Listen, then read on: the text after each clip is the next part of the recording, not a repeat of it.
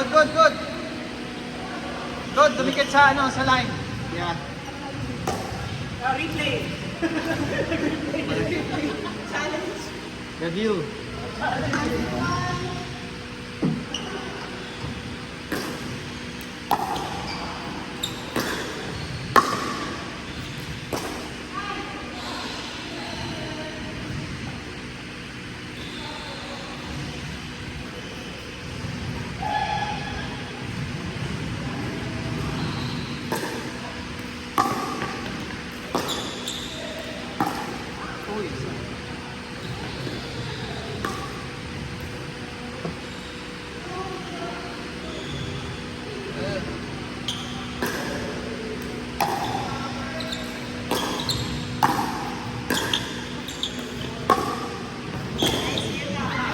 Out.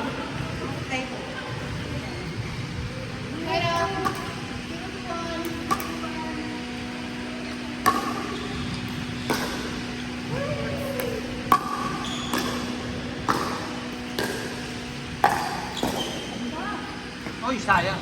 Sayang sa kape.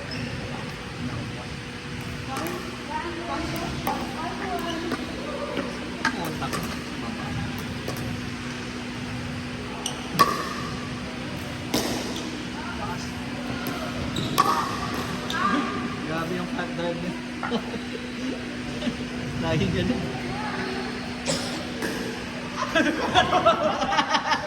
Ito may net. Sakto.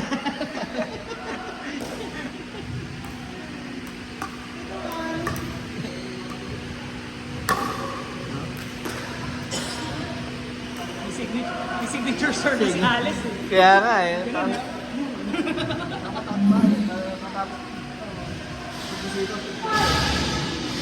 Ito may dumakdak.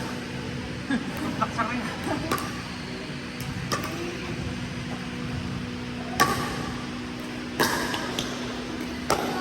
Ay!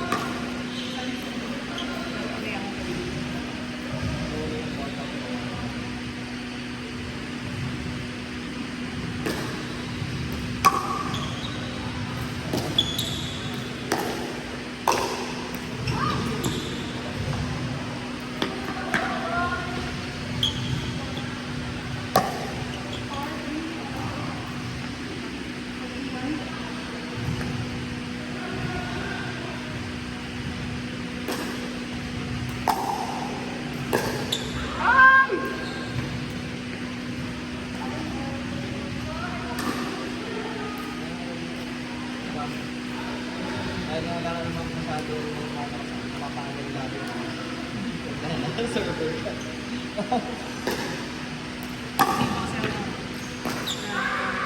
Okay yung sa manood na kasi yung maulit.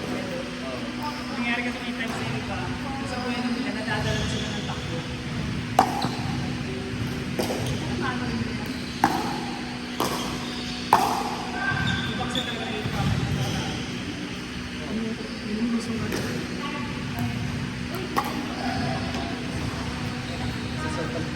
Hindi mo na. kaya minsan ako kasi prefer ko talaga pala susurbo ko nakaano ako eh. Open stance ako eh. Pero dito at least hindi talaga ako forward. Pag naka-close ka, mapipilitan ka eh. Dahil madadala ko eh.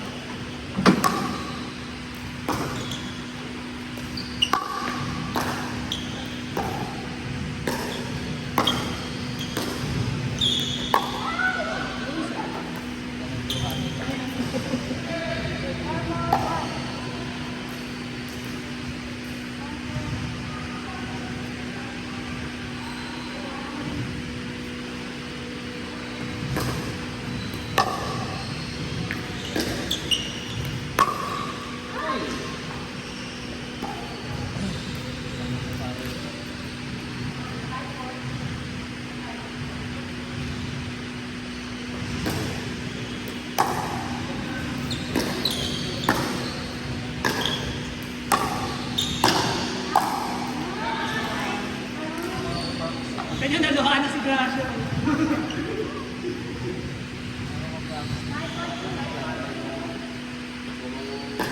Slice lang yung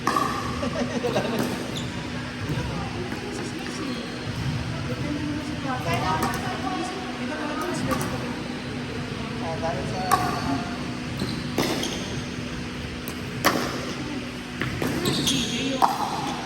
Dito yung ano yung pero slice mo. wala, natatago yung kahit kabahan. Kasi iba, always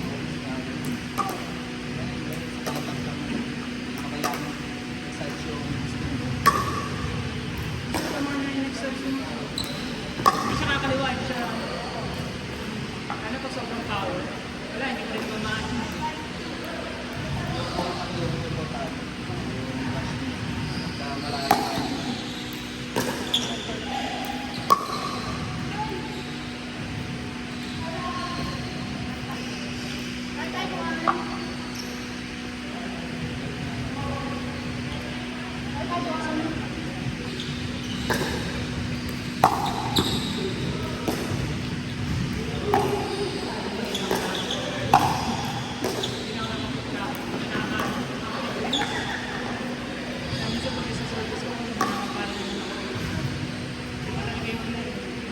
Dati kasi, at least isang once a week, nakaka-dress service ko.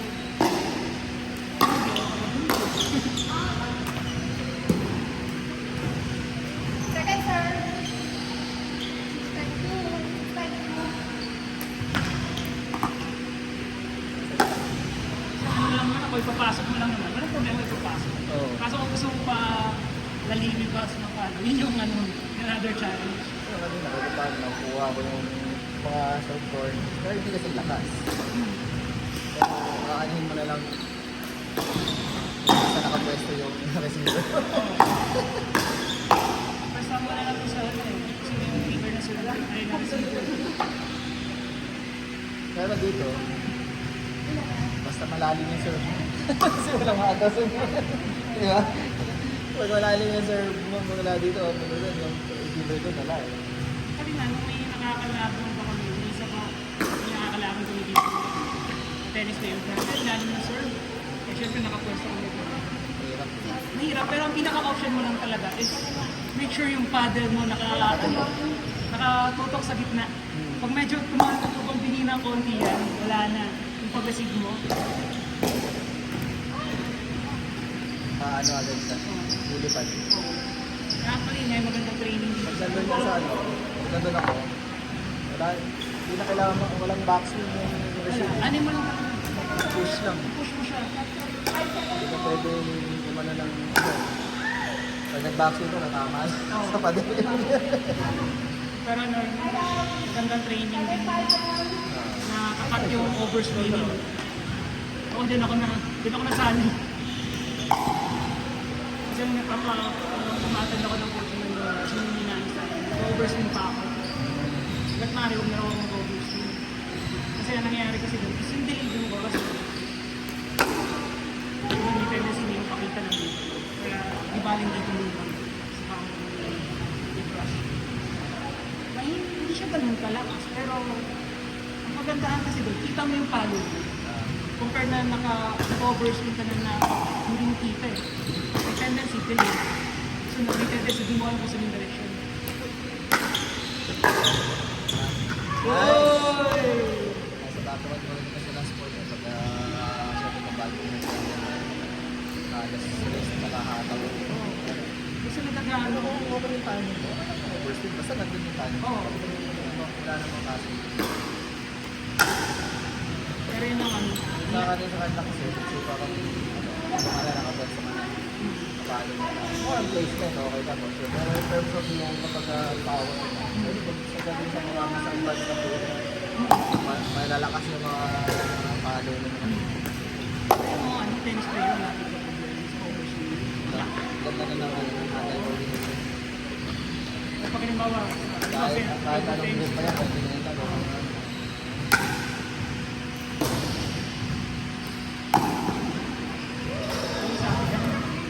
Sa akin, yun lang naman yung ano ko. Dahil kung kami yung sa background. Yun, katulad niya, may ano, chat. Alam nila, mamaliwi lang nila ng video. Pero, lalagyan sa nila. Dahil, underscore. Kaya, pag slides. Ikaw, ubis naman sa yung mga nagawa ko. Pero, meron naman lang. Kumaroon, ayun nga. Pero kasi nga, no, na... Hindi lang, pero marunong bumasa na yung tulad ng bola, hindi ka lang. Pagka sanay ka sa mga racket sports, so... Kasi nga yun, since badminton kasi one-dimensional masyadong badminton. Straight lang mo. Wala naman yung mga side na ano. Kaya dito ako nag-ano, dito ko lang talaga namin yung mga speed. Hindi naman, tayo yung mga, sa mga slides sa badminton, pero pag yung iba rin kasi yung type siya ng drop shot eh. Oh, diba? Iba rin. Sobrang ano, sobrang delicate nung ano. Yung sa badminton, yung finesse na Oo. meron. Tapos yung wrist action. Ginamit ako ang badminton player nito na magaling sa yung lalaki. Ang galing niya sa galing eh. Diba sa badminton? Pag maglalaro kayo sa gagano. Yun o. Yung i-delay ng mono para nakaka-pain talaga. Malakas yung wrist. Ito for sure. Alam mo na naman yun. Kasi sa badminton. Kung anong pwesto nung face ng raketa, hindi ko naman makukunayin. Nag-a-attack sa face ka na, di ba? Tapos i-delay ng mono. Biglang diretso yung una. Okay lang, kung doubles eh. Sumasalo ka sa'yo. Kaya sisingin sa lahat mo. Ganun yung nakita ko. Bola, nakapwesto na ng gano'n. Biglang dinelay ng konti. Wrist lang yung motion. Yung lakas ng wrist. Kasi sa side eh. Hira yung side eh. Kasi yung gusto ng badminton pa.